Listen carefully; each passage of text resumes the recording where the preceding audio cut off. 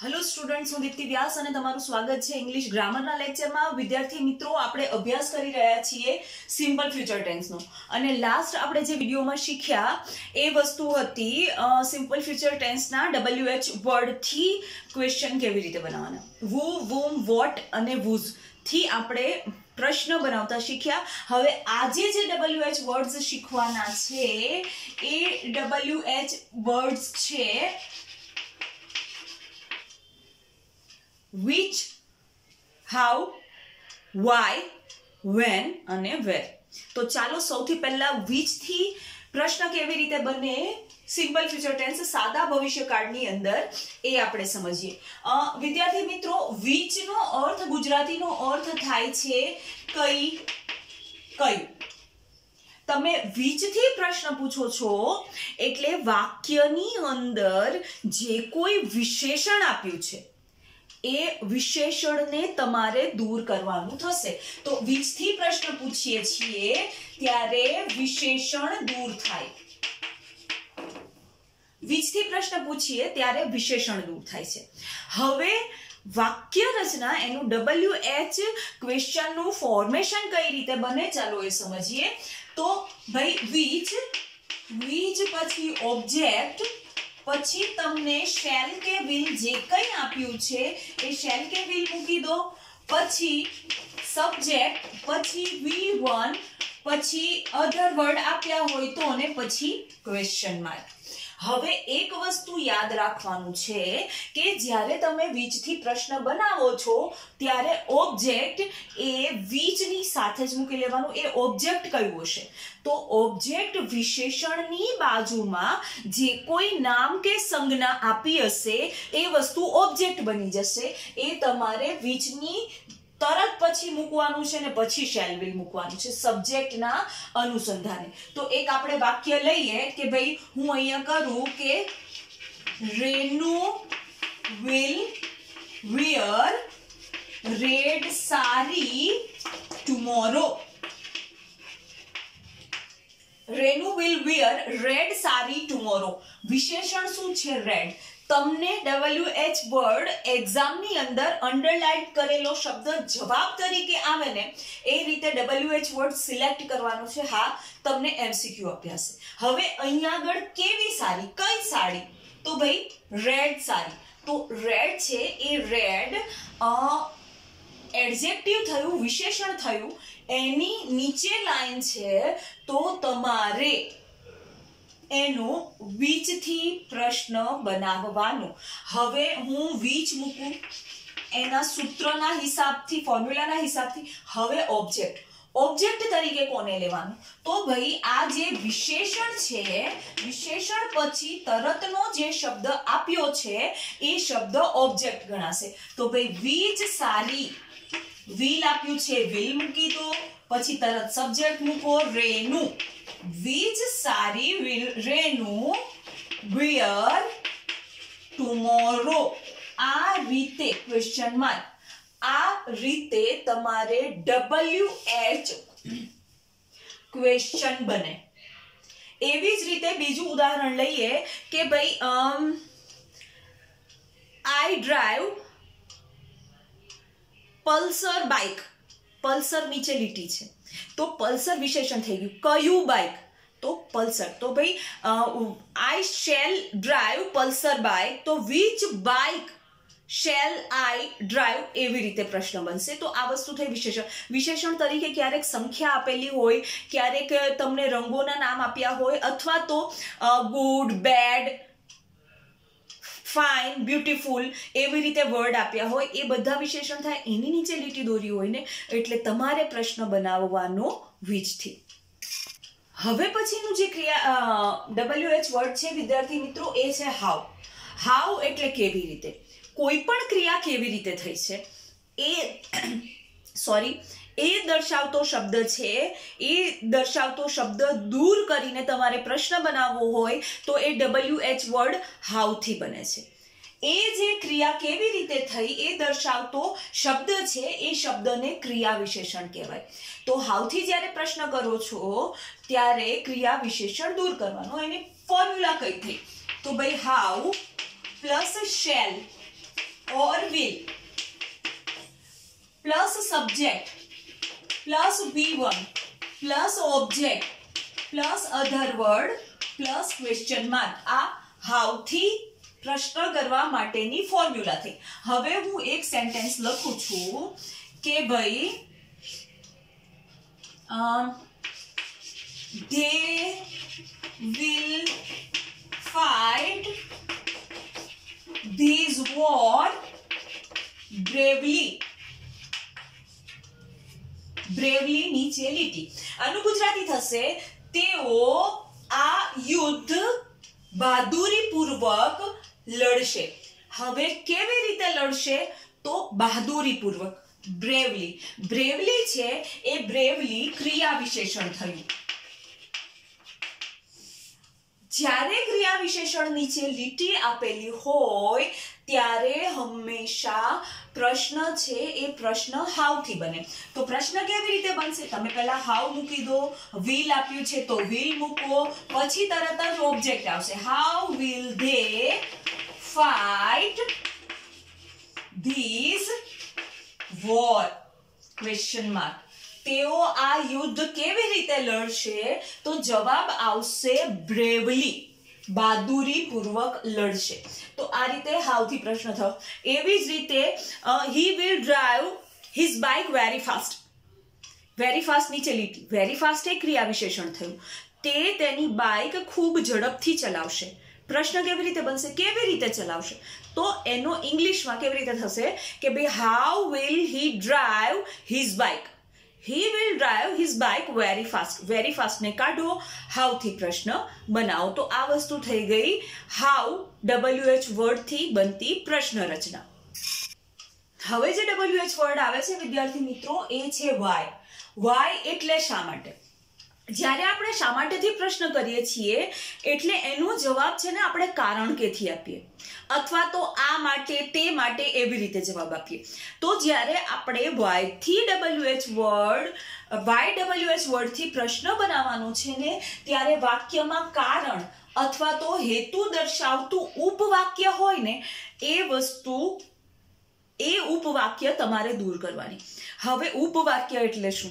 તો એક વસ્તુ યાદ રાખજો, જ્યારે તમને વાય થી પ્રશ્ન પૂછવાનો હશે એટલે વાક્યની અંદર તમને બીકોઝ અથવા તો ફોર કરીને બીજું વાક્ય જોડેલું હશે. બીકોઝ અથવા ફોર થી બીજું એક વાક્ય જોડેલું હશે. બરોબર છે? તો એ બીકોઝ અથવા ફોર થી જે જોડાયેલું વાક્ય છે ને એ આખા વાક્ય નીચે લીટી આપી હશે અને એ વસ્તુ ઉપવાક્ય કહેવાય. મુખ્ય વાક્ય હોય એને જોડતું બીજું વાક્ય એટલે ઉપવાક્ય કહેવાય.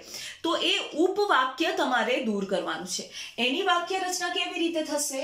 તો ભાઈ why plus shall or will plus subject plus V1 plus object plus other word plus question mark. આ વસ્તુ થઈ ગઈ એની ફોર્મ્યુલા. હવે આપણે એનું ઉદાહરણ સમજીએ કે ભાઈ he will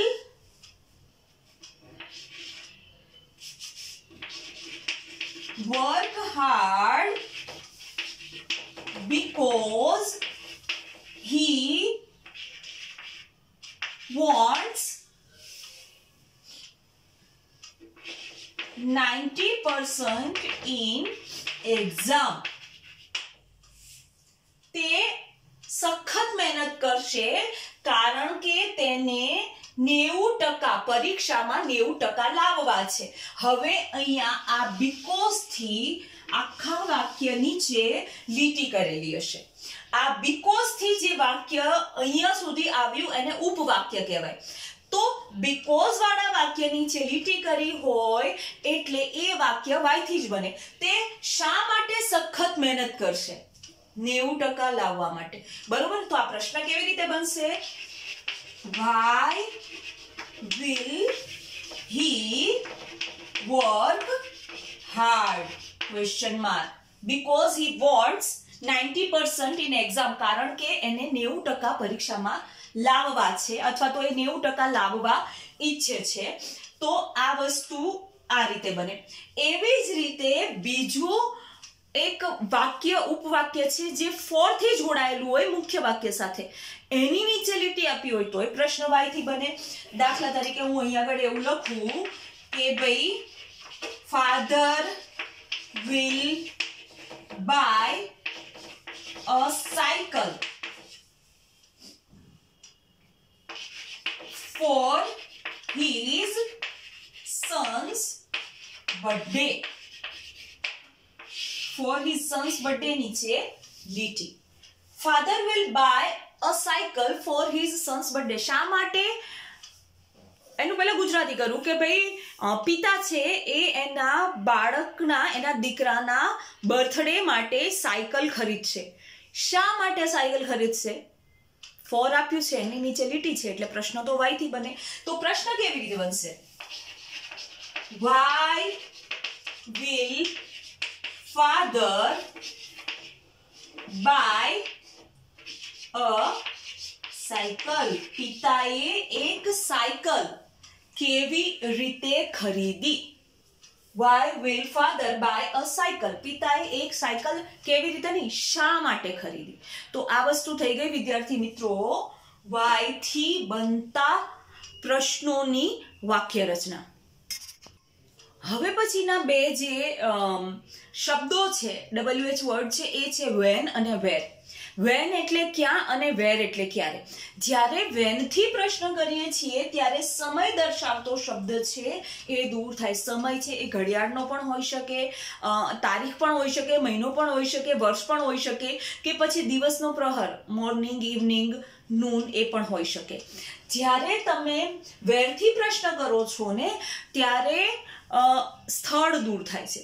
સ્થળ ઘર હોઈ શકે, સ્થળ તરીકે ઓફિસ હોઈ શકે, સ્કૂલ હોઈ શકે, હોટેલ હોઈ શકે, રેલવે સ્ટેશન હોઈ શકે, બસ હોઈ શકે.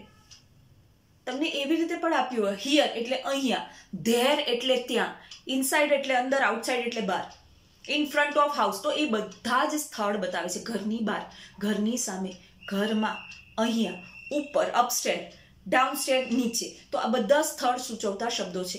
એવી જ રીતે વેન થી તમે શબ્દો, વેન થી જ્યારે પ્રશ્ન બનાવો છો ત્યારે at this moment, at that moment, તો એવા શબ્દો છે ને એ પણ સમય સૂચવે છે. તો એ વખતે ધ્યાન રાખવાનું કે આ શબ્દો છે, આ એ વસ્તુ ધ્યાનમાં લેવાની કે આ બધા શબ્દો છે ને એ શબ્દો પણ સમય સૂચક શબ્દો છે, તો એને દૂર કરવાના. બંનેની વાક્ય રચના સરખી થાય છે. ફેર એટલો કે વેનથી વાક્ય બનશે તો સમય દૂર થશે, પ્રશ્ન બનશે તો સમય દૂર થશે, વેરથી પ્રશ્ન બનશે ને તો સ્થળ દૂર થશે. તો બંનેની ફોર્મ્યુલા શું થશે? When plus will or shall plus subject plus V1 plus object plus other word plus question mark. આ વસ્તુ થઈ ગઈ વેર થી વાક્ય રચના. હવે વેર થી કેવી રીતે થશે? તો વેર થી પણ એ જ થશે. Where plus shall or will plus subject plus V1 plus object plus other word plus question mark. આ વેન થી વાક્ય રચના થઈ ગઈ ને વેર થી વાક્ય રચના થઈ ગઈ. કોઈ ફેર નથી, ફક્ત ને ફક્ત WH વર્ડ બદલાયા છે.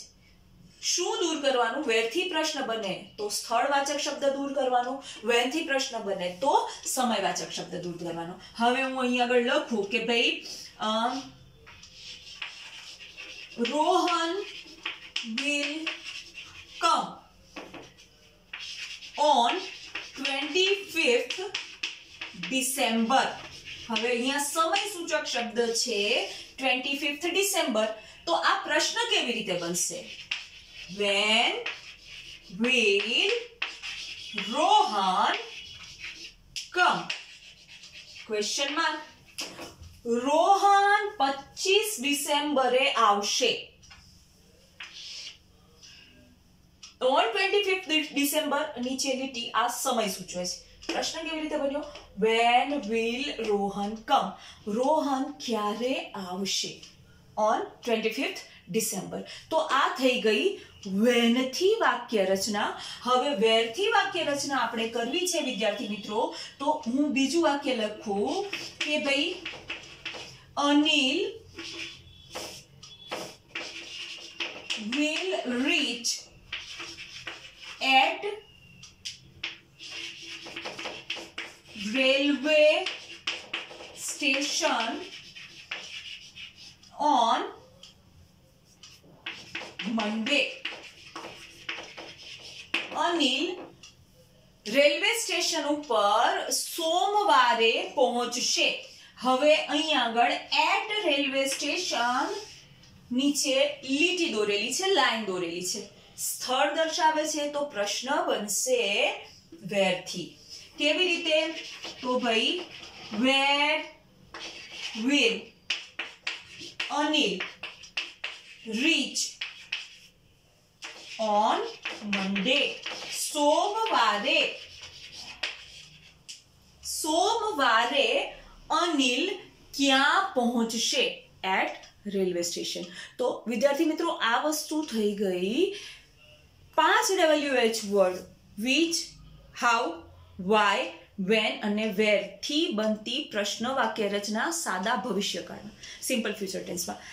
નેક્સ્ટ લેક્ચરની અંદર આપણે બીજા જે 6 WH વર્ડ છે એ 6 WH વર્ડ ની વાક્ય રચના સમજીશું. ત્યાં સુધી take care, B happy and good bye.